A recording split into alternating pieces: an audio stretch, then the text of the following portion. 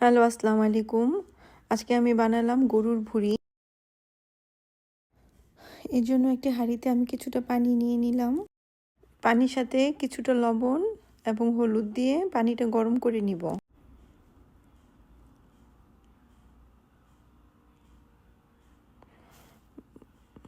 পানিতে বলক আসার পরে আমি আগে থেকে ধুয়ে রাখা ভুঁড়িগুলো দিয়ে দিব।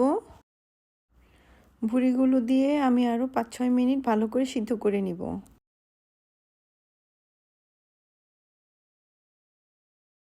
সিদ্ধ হয়ে গেলে আমি একটা আলাদা বাটিতে তুলে নিয়ে ভুঁড়িগুলোকে আবার ভালো করে ওয়াশ করে নিব, পানিটা পরিষ্কার হয়ে যাওয়া পর্যন্ত।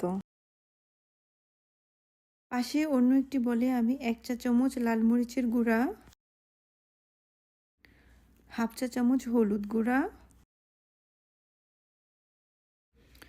হাফ চা চামচ জিরা গুঁড়া দিয়ে আমি একটু গরম পানি দিয়ে ভালো করে মিক্স করে পাশে রেখে দিব।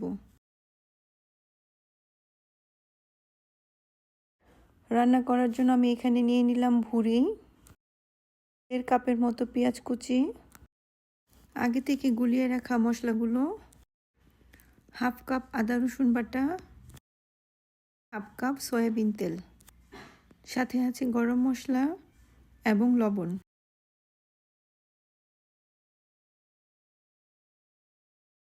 রান্নার জন্য আমি প্রথমে একটি কড়াইকে ভালো করে গরম করে নিয়ে হাফ কাপের মতো তেল এখানে দিয়ে দিলাম। তেলটি গরম হয়ে যাওয়ার পর গরম মশলাগুলো দিয়ে দিব।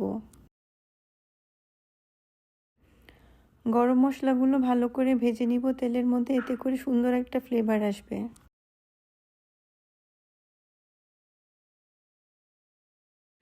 মশলাগুলো ভেজে নেওয়ার পর আমি কেটে রাখা পেঁয়াজগুলো দিয়ে ভেজে নিব গোল্ডেন ব্রাউন হয়ে যাওয়ার পর্যন্ত।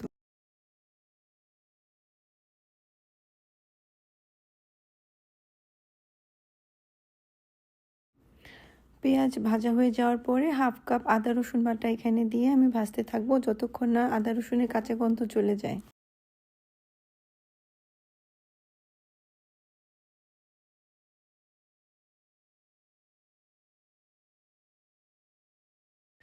এরপরে এখানে আমি আগে থেকে গুলিয়ে রাখা মশলাটা দিয়ে আবারও ভালো করে কষিয়ে নিব।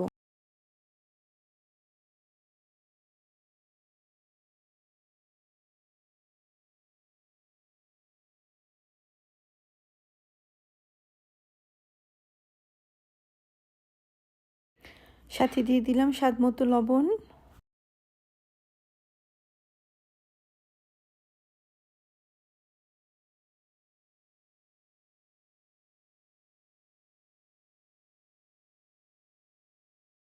মশলাটা যেন পুড়ে না যায় এজন্য আমি এখানে একটু গরম পানি অ্যাড করে দিলাম।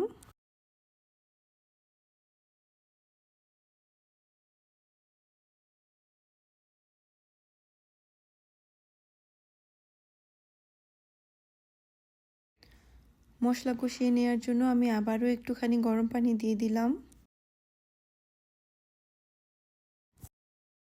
এভাবেই মশলাগুলো ভাজতে ভাজতে যখন দেখব তেল উপরে চলে এসেছে, তখন আমি এর মধ্যে ভুঁড়িগুলো অ্যাড করে দিব।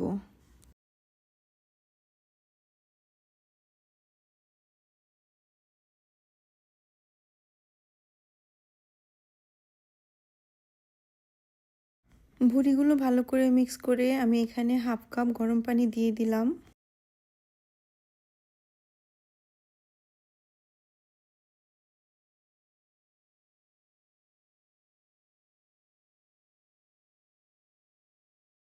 এভাবে কিছুক্ষণ রান্না করার পর আমি এখানে 3 কাপের মতো গরম পানি অ্যাড করে দিলাম।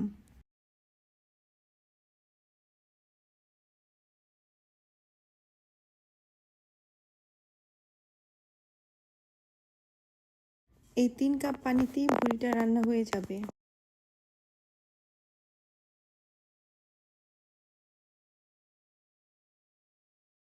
রান্না করতে করতে যখন পুরো পানিটা শুকিয়ে আসবে, তখন আমি উপর থেকে বড় বড় যে মশলাগুলো আছে তেজপাতা, দারচিনি এগুলি সরিয়ে ফেলবো।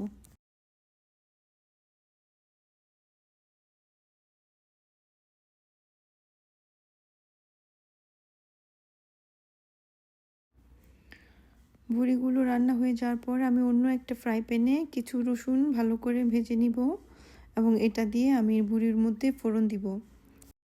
আমার কাছে রসুনের গন্ধটা খুবই ভালো লাগে, তাই আমি বেশি করে ভেজে নিচ্ছি। রসুনগুলো ভাজা হয়ে যাওয়ার পর আমি ভুঁড়ির উপরে দিয়ে ঢাকনা দিয়ে আরও 5 মিনিট দমে রাখবো।